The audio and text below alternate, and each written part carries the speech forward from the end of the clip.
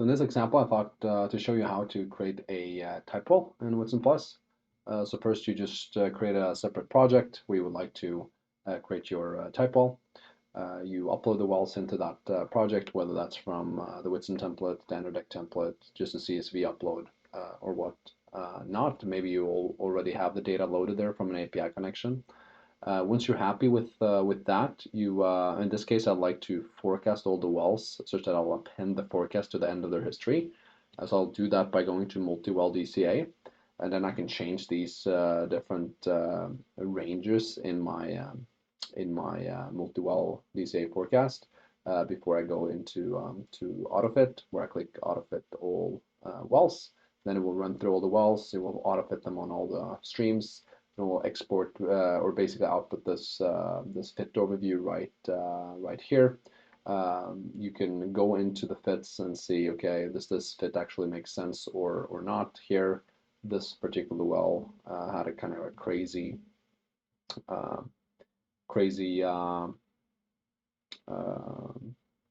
or looks like a refrac actually. Probably this is a refrac well.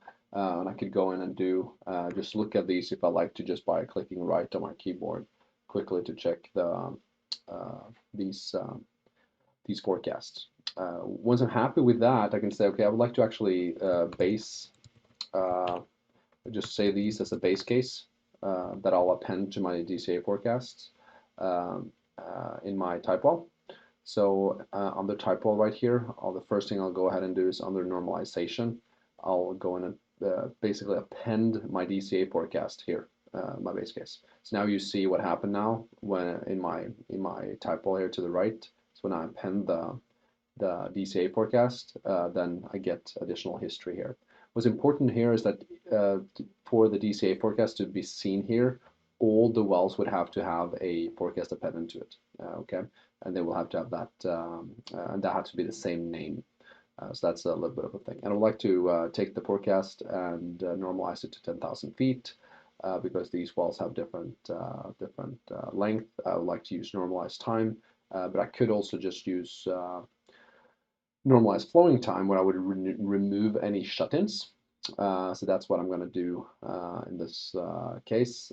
Alternatively, I could even use the cumulative production if some people like to do that, but I'll go ahead and use normalized flowing time. So that's my normalization piece. The second thing that I'll go ahead and do is to set all the wells to start at peak rate. And then I see this guy here, for instance, with a big jump in. This guy right here is a refrac well, so I'll go ahead and remove this well. And what you can do that is just hold in control and click the button, and you see it's removed from the data set. And I can also do that with other type of forecasts that I don't necessarily like.